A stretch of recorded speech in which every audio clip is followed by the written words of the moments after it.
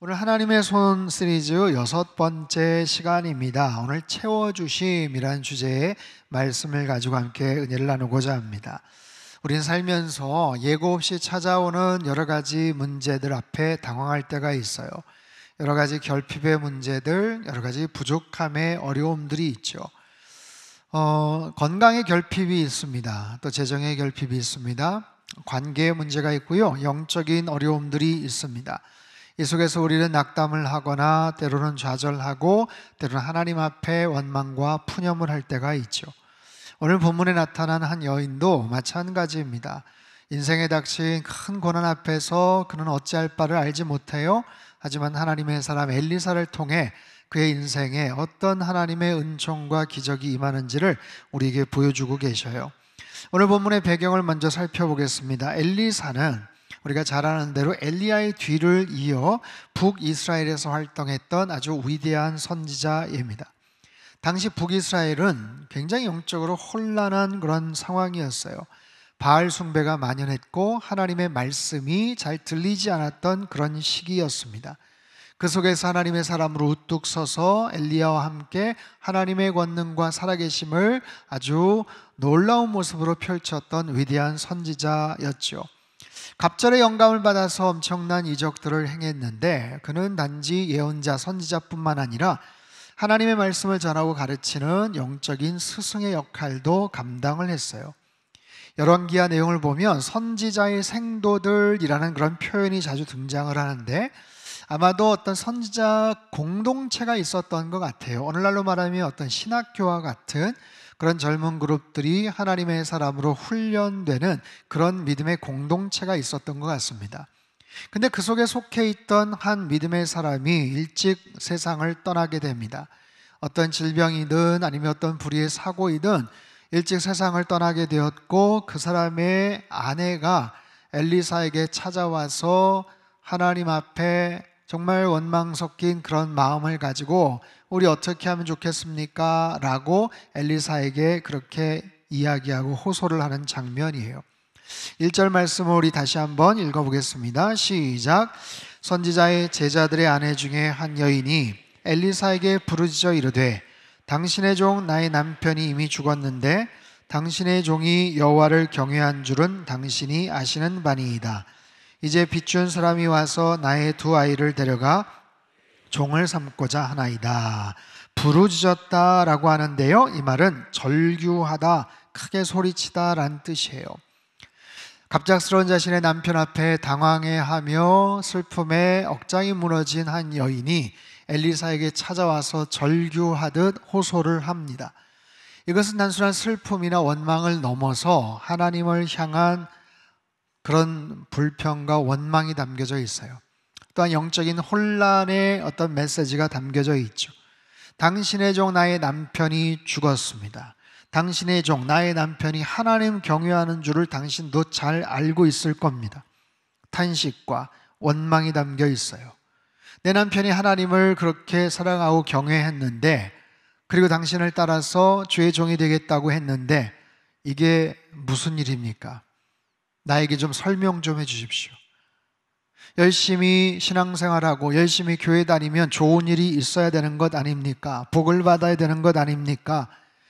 일이 잘 풀려야 되는 것 아닙니까? 그런데 어째서 이런 일이 벌어졌습니까? 여러분, 우리 살아가면서 어느 순간 이와 비슷한 질문들을 할 때가 있어요. 예수 잘 믿는 남편이, 잘 믿는 아내가, 부모님이, 또 우리 자녀가 뜻하지 않은 어려움 가운데 고통을 겪을 때가 있어요. 왜 이런 어려움이 당합니까? 왜 이런 몹쓸 병에 걸렸습니까? 왜 일찍 세상을 떠나게 됩니까? 슬픔과 고통을 넘어서 영적으로 혼란케 되는 그런 질문이죠. 그런 문제입니다. 하지만 문제는 또 거기서만 끝나는 것이 아니에요. 빚준 사람이 와서 두 아이, 뒤에 보면 아들인데 두 아들을 데리고 가서 종으로 삼겠다라는 거예요. 생전에 남편이 진 빚을 갚지 못하자 채권자가 두 아들을 종으로 데려가겠다는 거예요. 당시 고대 근동 사회에서는 빚을 갚지 못하면 채무자나 그 가족을 노예로 팔아먹는 그런 것이 관례였습니다. 이 여인은 남편을 잃은 슬픔이 채 가시기도 전에 생떼 같은 두 아들마저 잃게 될 위기에 처한 거예요. 사랑하는 성도 여러분, 이것이 우리가 살면서 닥치는 인생의 참 어려운 문제들입니다. 한 가지 어려움도 해석하기가 어렵고 감당하기가 너무나도 벅찬데 또 다른 위기가 지금 겹쳐오는 거죠. 하나님을 열심히 섬겼는데, 신앙생활을 열심히 했는데 때론 이해할 수 없는 이런 고난과 결핍이 찾아옵니다. 자, 여인이 엘리사에게 따지듯 질문을 했지만 사실 엘리사도 대답을 해줄 수가 없어요. 엘리사도 그 이유를 알 수가 없습니다. 왜 그가 일찍 세상을 떠났는지, 하나님께서 왜 그를 일찍 데리고 가셨는지 아무도 모릅니다. 그러나 우리가 알 수 있는 것은 그 죽음으로 모든 것이 다 끝장난 것은 아니라는 거예요. 닥친 고난과 어려움도 분명한 사실이지만 그 이후에 그 가정에 부어주시는 하나님의 사랑과 은혜가 있었음도 분명한 사실입니다. 서로 모순이 되는, 달라 보이는 두 개의 사실이 충돌하고 있어요. 그 상황에서 우리는 무엇을 바라보고 무엇을 기대해야 될까라는 거죠. 자, 이 딱한 사연을 들은 엘리사가 그 여인을 책망하거나 훈계하지 않습니다. 즉시 묻습니다. 2절 말씀이에요. 같이 읽죠. 시작. 엘리사가 그에게 이르되 내가 너를 위하여 어떻게 하랴? 내 집에 무엇이 있는지 내게 말하라. 이것은 단순한 정보를 물어보는 질문이 아닙니다. 이것은 하나님께서 흔히 우리의 삶의 문제를 해결할 때 사용하시는 방법이기도 합니다. 하나님은요, 우리에게 없는 것이 아니라 있는 것을 주목해 하셔요. 우리는요, 문제에 직면하면 늘 없는 것을 찾고 거기에 집중하고 절망합니다. 이런 상황이 처했는데, 이런 어려움이 처했는데 지금 돈이 없습니다. 건강에 문제가 생겼습니다. 기회가 없습니다. 사람들이 날 외면합니다. 우리 시선은 온통 결핍에만 집중이 되죠. 하지만 하나님은요, 우리의 시선을 돌려서 지금 우리에게 가진 것이 무엇인지를 보게 하세요. 결핍 자체가 아니라 우리에게 가진 것, 우리가 있는 것이 무엇인지를 보게 하시더라 라는 것이죠. 자, 이 과부의 대답을 보십시오. 2절 후반부입니다. 같이 읽죠. 시작. 그가 이르되 계집종의 집에 기름 한 그릇 외에는 아무것도 없습니다. 히브리 원문에 의하면 기름 한 그릇, 기름 바르는 작은 항아리 하나뿐이라는 거예요. 이것은 극도의 가난을 표현하는 겁니다. 먹을 것도 없고 쓸 것도 없고 아무런 정말 쓸만한 것들이 전혀 없는 찢어지게 가난한 우리의 집안입니다 라는 것을 표현하는 거예요. 정말 보잘것없는 기름 조금 외에는 아무것도 가진 것이 없습니다 라는 거죠. 그런데요, 보잘것없어 보이고 있으나 마나한 그런 기름인데 하나님의 역사는 그걸 통해서 이루어 주시더라 라는 거예요. 우리가 보기에는 이까짓 게 뭐가 도움이 되겠느냐, 무가치해 보이는 것을 통해서 하나님은 역사를 하세요. 여러분, 성경의 내용을 한번 보십시오. 모세의 그 지팡이, 손에 들려있던 그 평범한 지팡이를 통해서 하나님은 홍해 바다를 가르시는 하나님의 지팡이, 능력의 지팡이가 되게 하셔요. 어린 소년이 내어놓은 보리떡 5개와 물고기 2마리를 통해서 5,000명이 넘는 많은 사람들을 먹이고 남는 축복의 도구가 되게 하셔요. 하나님, 우리가 가진 가장 작은 것, 보잘것없어 보이는 것을 통해서 하나님의 위대한 일을 시작해 하시더라는 거예요. 그 속에 어떤 신기한, 정말 신비로운 비밀이 담겨져 있는지, 자, 한번 보시죠. 그 작은 것에, 보잘것없는 것을 통해 믿음의 행동을 하나님이 요구하시는데 3절 말씀 같이 읽습니다. 시작. 이르되 너는 밖에 나가서 모든 이웃에게 그릇을 빌리라. 빈 그릇을 빌리되 조금 빌리지 말고. 자, 조금 빌리지 말고 많이 빌려오라라는 거죠. 이 명령은 그 여인이 정말 따라야 될 하나의 믿음의 테스트이기도 해요. 그게 뭐가 어렵겠습니까? 그런데 납득하기가 어려워요. 이해가 잘 안 됩니다. 그릇은 도대체 왜 가지고 오라는 건가? 설명도 잘 안 해주셔요. 어떤 일이 벌어질지도 잘 몰라요. 여러분, 우리의 삶 속에 나타난 어떤 고난 앞에 우리는 늘 질문을 하죠. 왜입니까? 무슨 이유 때문입니까? 하지만 그 이유를 하나님은 잘 가르쳐 주질 않으세요. 그리고 사실 그 이유를 우리가 안다고 해서 그 문제가 해결되는 것 아니에요. 그 이유 때문이었군요 한다고 해서 우리의 마음이 누그러지는 것도 아니에요. 사실 가르쳐 주셔도 납득을 잘 못할 때도 참 많습니다. 그럼에도 때로는 묻지도 따지도 말고 그저 순종하라라고 명하실 때가 있죠. 여러분, 그것이 하나님의 기적이 일어나는 하나의 포인트입니다. 자, 이 여인은 나아가서 그 그릇을 빌려와야 돼요. 쉽지 않은 일입니다. 무엇을 해야 될지도 모르겠어요. 이 그릇 뭐 하려고요? 왜 쓰려고요? 언제 갚을 거예요? 언제 주실 거예요? 뭐라고 대답하기가 참 쉽지 않은 거예요. 그럼에도 불구하고 하나님께서는 그 일들을 통해서 하나님의 역사를 이루셔요. 너가 다 해봤다고 하는데, 이제는 끝이라고 하는데, 도저히 방법이 없다고 하는데 이거 한번 해보지 그래 하면서 하나님께서 하나님의 방식으로 뭔가를 할 것을 우리에게 제안하시더라라는 거예요. 여러분, 이 명령에서 우리가 꼭 기억해야 될 부분이 있어요. 조금 빌리지 마라 라는 명령이에요. 조금 빌리지 마라 라는 것은요, 원문의 뜻이 제한하지 말라라는 뜻입니다. 제한하지 말아라. 무엇을요? 하나님의 행하실 일들을. 제한하지 말아라. 무엇을요? 하나님의 능력을 제한하지 말아라. 하나님 행하실 기적을, 하나님의 그 사랑을 네가 제한하지 말아라. 사랑하는 성도 여러분, 우리가 믿음 생활을 하면서도, 믿음이 있다고 하면서도 때로는 우리가 스스로 하나님의 능력과 행하실 일들을 제한할 때가 있습니까? 없습니까? 있어요. 솔직히 말하면 있습니다. 내 스스로가 하나님의 역사를 제한을 해요. 기도를 하면서도 불구하고 이게 되겠어? 라는 불신앙적인 태도가 우리 안에 있더라는 거예요. 여러분, 오늘 본문을 통해서 우리에게 주시는 중요한 교훈입니다. 우리 스스로 하나님의 행하실 일들을, 하나님의 행하실 기적을 제한하지 말라라는 거예요. 우리 입으로 먼저 안 될 거라고, 힘들 거라고, 이미 늦었다고 말하지 말라는 거예요. 여러분, 하나님은 당신 자식들을 절대로 포기하지 않으세요. 우리 가족들을 포기하지 않으십니다. 여러분, 스스로 낙담하지 마십시오. 불가능하다고 이야기하실 필요 없어요. 안 된다, 힘들다, 늦었다 말씀하지 마십시오. 우리들의 눈, 인간적인 시선을 통해서 어려워 보이지만 하나님이 개입하시면 불가능이 없는 줄 믿습니다. 하나님께서 반드시 우리의 기도를 들어주셔요. 믿음의 기도에 응답하신다고요. 사랑하는 사람들을 다시 돌이키시고 회복시키시고 치유하시고 다시 고쳐주실 줄 믿습니다. 하나님, 우리를 채워주시되 넘치도록 채워주시는 분이세요. 그런 놀라운 기적을 하나님께서 오늘 본문에 나타난 이 과부와 그 자녀들에게 하나님께서 이렇게 행하시죠. 자, 구체적인 엘리사의 지침을 봅시다. 4절 말씀을 같이 읽습니다. 시작. 너는 내 두 아들과 함께 들어가서 문을 닫고 그 모든 그릇에 기름을 부어서 차는 대로 옮겨 놓으라. 문을 닫으라 라는 지시는요, 영적인 의미가 담겨져 있어요. 이것은 하나님과의 은밀한 만남의 장소예요. 여러분, 기적은요, 세상의 시끄러운 잡음들, 소음들, 의심하는 여러 가지 눈초리가 차단된 곳에서 일어납니다. 하나님과 나만의 은밀한 그런 장소, 믿음의 고백이 있는 영적인 공간 안에서 하나님의 역사가 시작이 돼요.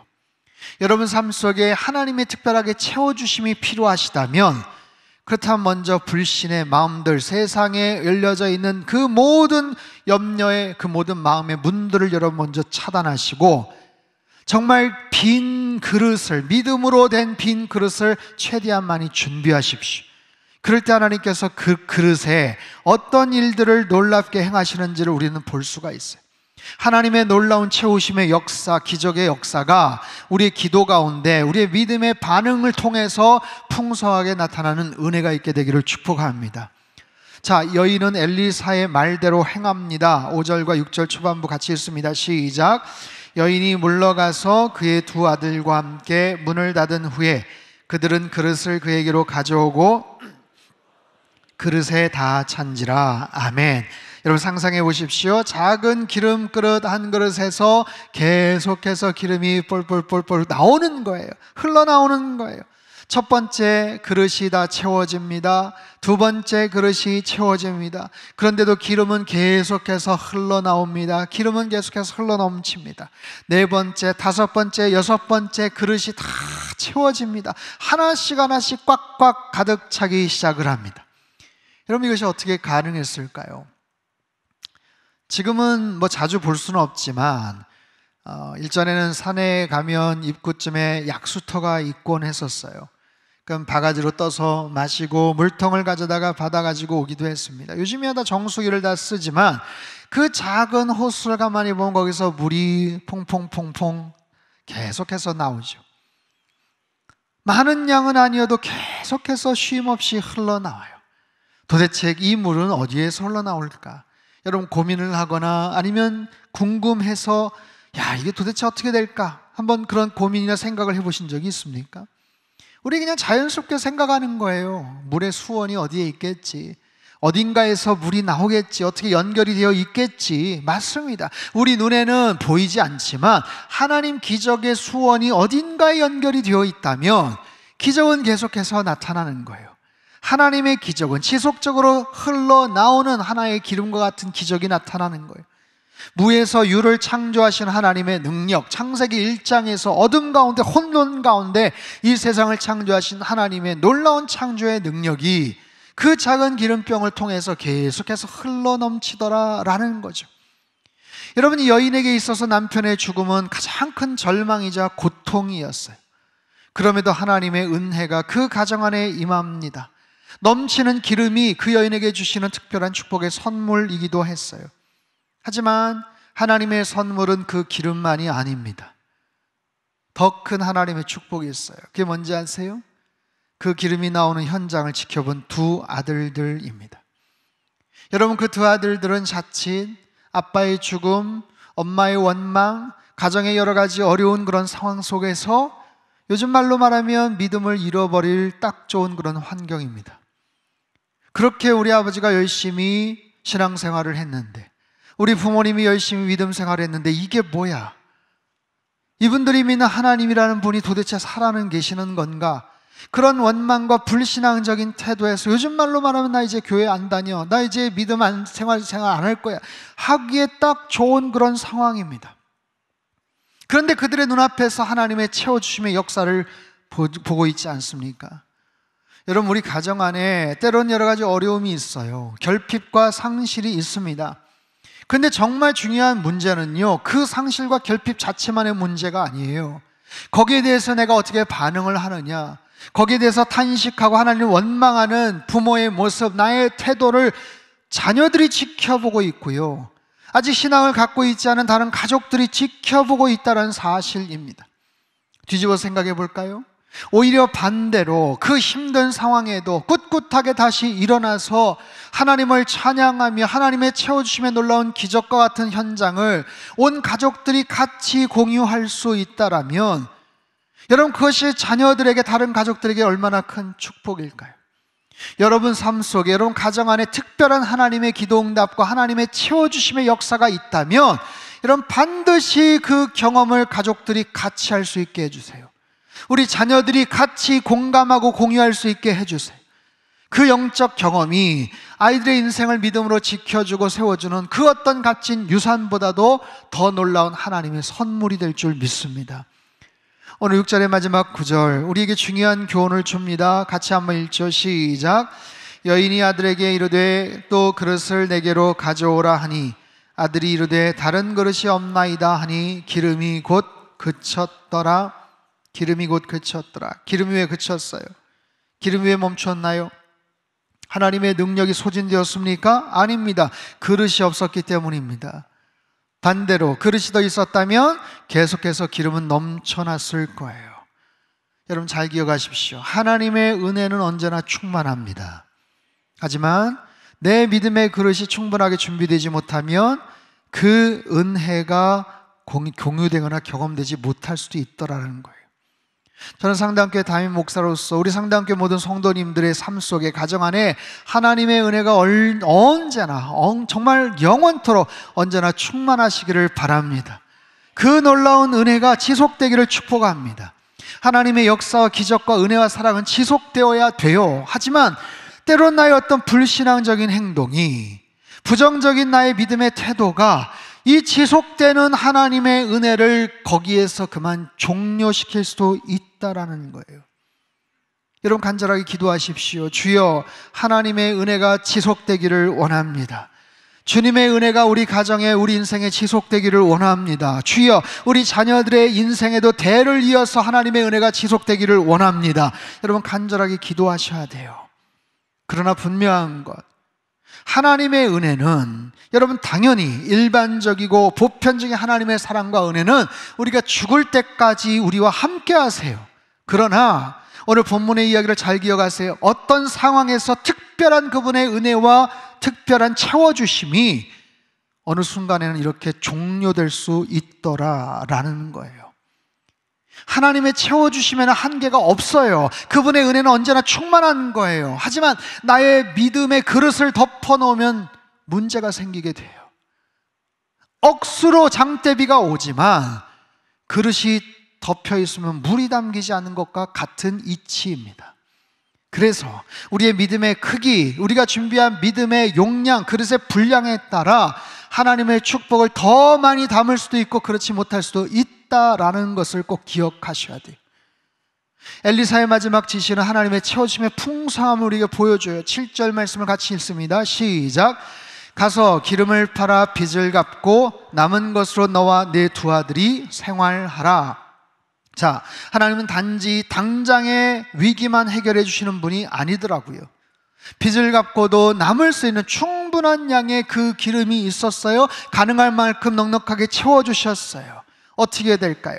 그 기름으로 빚을 갚고 어느 정도 생활하고 나서 어떻게 해야 될까요? 그 이후에도 책임져 주셔야 되지 않을까요? 그럼요, 당연하죠. 하나님 분명히 채워주셨을 거예요. 그 가정 안에 하나님의 또 다른 역사를 행하여 주셨을 겁니다. 여러분, 그런 거예요. 오늘 나에게 공급해 주시는 오늘의 만나가 있어요. 또한 내일 주시는 내일의 만나가 있습니다. 내일 일은 내일 염려하라. 날마다 주님과의 동행, 하나님을 날마다 신뢰하며 살아가는 것이 우리 삶 속에 중요한 것 아니겠어요? 그 가정에 놀라운 기적이 있었지만 기름이 다 떨어지고 나서도 어떤 기적이 임할지는 모르는 겁니다. 여러분, 그렇게 우리도 하루하루 주님의 은혜 가운데서 살아가는 거죠. 우리들도 마찬가지예요. 하나님의 은혜가 우리 아이들 다 키울 때까지 거기서 끝날까요? 그렇지 않아요. 학교 마칠 때까지, 아니요, 군대 들어갈 때까지, 직장 들어갈 때까지, 시집장가 가서 아들, 딸 잘 낳고 손주 날 때까지도 하나님은 분명히 책임져 주실 거예요. 날마다 우리 일상 속에서 매일매일 그분의 은혜와 사랑을 경험하면서 살아가는 것이 중요해요. 거기에는 우리의 태도가 필요합니다. 지나간 49년 상당교회가 여기까지 은혜 가운데 왔어요. 앞으로도 하나님의 은혜 가운데 나아가게 될 줄 믿습니다. 여러분의 인생은 어떠십니까? 하나님이 주신 은혜로 여기까지 왔어요. 그러면 앞으로는 은혜가 필요 없습니까? 나는 이제 충분하게 받았으니까 하나님 여기서 이제 끝나줘도 됩니다. 아니잖아요. 지금까지도 좋았지만 앞으로 더 풍성한 하나님의 은혜를 여러분 사모하셔야죠. 더 큰 하나님의 은혜가 내 삶 가운데, 우리 가정에, 우리 교회 안에 충만하기를 원합니다. 여러분, 바로 그런 거예요. 오늘 말씀의 내용들을 잠깐 정리하자면 우리에게 주는 교훈, 첫 번째, 이해할 수 없는 고난 속에서도 하나님은 일하시더라라는 거예요. 삶 속에 찾아오는 고난이 있지만, 내가 어떻게 할 수 없는 상황이지만 하나님은 일하시더라라는 거예요. 더 크고 놀라운 방법으로 하나님께서 일하시고 역사하실 줄로 믿습니다. 두 번째, 우리에게 있는 것으로 문제를 해결하십시오. 없는 것 가지고 한탄하지 마시고 있는 것 하나님 앞에 감사함으로 내어 드려보십시오. 오병이어를 드린 어린아이처럼, 향유옥합을 깨어드렸던 마리아처럼 하나님 앞에 내가 가진 것으로 내어드릴 때 여러분 손에 무엇이 있습니까? 작은 물질이지만, 작은 재능이지만, 정말 조금의 시간이지만 정성을 기울여 믿음을 다해 드리면 하나님께서 그것을 통해 놀라운 일을 역사해 나가시더라라는 거예요. 세 번째는 믿음의 행동을 하십시오. 믿음의 행동. 힘들고 어려울 때 불신앙적인 행동이 아니에요. 믿음의 행동을 하십시오. 이미 다 해봤어요. 푸념하는 게 아니에요. 하나님께서 기뻐하실 것들을 한번 해보십시오. 떠오르는 그런 마음속에 찌르는 그런 마음의 생각들을 가지고 한번 준행해 보십시오. 그걸 통해 하나님께서 어떤 일을 벌이실지 몰라요. 마지막 네 번째는 믿음의 그릇을 크게 준비하라라는 거예요. 여러분, 하나님께 작게 구하지 마십시오. 하나님의 능력을 제한하지 마시오. 조금 빌리지 마라라는 이 엘리사의 말씀을 여러분 기억하셔야 돼요. 하나님은 우리가 구하는 것이나 생각하는 것보다 더 능히 넘치도록 부어주시는 능력의 하나님이신 줄로 믿습니다. 사도 바울을 통해서 이렇게 말씀을 하세요. 에베소 3장 20절 말씀 우리 큰 소리로 같이 읽죠. 시작. 우리 가운데서 역사하시는 능력대로 생각하는 모든 것에 더 넘치도록 능히 하실 이에게. 저와 여러분이 믿는 하나님 바로 이런 하나님이신 줄로 믿습니다. 우리가 구하거나 생각하거나 상상하는 것 이상으로 모든 것에 더 넘치도록 능히 하실 그 하나님을 향해 여러분 믿음의 고백을 드리십시오. 나의 믿음의 사이즈는 어느 정도 될까요? 나의 믿음의 태도는 어느 정도의 모습입니까? 특별한 상황에서 늘 부정적이거나 소극적이거나 인색한 그런 모습으로 하나님 앞에 나아가셔서는 안 돼요. 여러분, 우리의 행동은 내 마음의 표현입니다. 마음은 보이지 않아요. 생각은 잘 드러나지 않습니다. 하지만 행동을 보면 측정이 됩니다. 하나님은 정확하게 판단하세요. 사람도 구별이 되는데, 사람도 그것이 구분이 될 텐데 하나님이 모르시겠습니까? 하나님 앞에서 더 큰 믿음의 고백을 드리세요. 여러분이 더 큰 믿음의 배포가 큰 하나님의 사람, 믿음의 사람들이 되셨으면 좋겠어요. 여러분, 은혜의 기름이 멈추는 것은 하나님의 능력이 부족해서가 아니에요. 내 믿음의 그릇이 더 이상 존재하지 않을 때 그 은혜가 종료될 수 있음을 꼭 기억을 하십시오. 여러분 삶 속에 어떤 빈 그릇이 있습니까? 어떤 것이든 좋습니다. 깊은 상실감에 텅 빈 마음의 그릇이어도 좋아요. 바닥을 드러낸 재정의 그릇이어도 좋아요. 관계의 그릇이어도 좋아요. 그 모든 것 다 하나님 앞에 믿음을 담아서 내어 드리십시오. 하나님께서 능히 채워주실 줄로 믿습니다. 지금까지 함께 하셨던 그 하나님의 놀라운 은혜가 앞으로도 평생 여러분의 삶 가운데, 여러분의 가정 안에, 우리 상당교회 안에 충만하게 임하시기를 주님의 이름으로 축복합니다. 우리 한번 기도하겠습니다. 사랑하는 주님, 우리 삶 속에 크고 작은 어려움과 또 결핍의 문제들이 있습니다. 그것 때문에 우리가 많이 힘들어하고 또 두려워하고 불안해하기도 합니다. 가진 이것마저도 없어지면 어떻게 하나 라는 조바심도 있습니다. 하지만 우리 하나님은 살아 역사하시는 하나님이시고 우리가 구하거나 생각하는 모든 것에 넘치도록 능히 부어주실 하나님이신 줄 믿습니다. 하나님, 주님 앞에 내어드리되 더 풍성한 모습으로, 더 많은 모습으로 하나님의 능력을 제한하지 않으며 하나님 앞에 내어드리는 우리의 삶이 되게 하시고, 그것을 통해서 하나님께서 부어주시는 놀라운 기적과 같은 역사와 은총이 우리의 삶 가운데, 우리 가정 안에, 하나님 우리 교회 안에 넘치도록 임하게 하여 주시옵소서. 존귀하신 예수님의 이름으로 축복하며 기도하옵나이다. 아멘.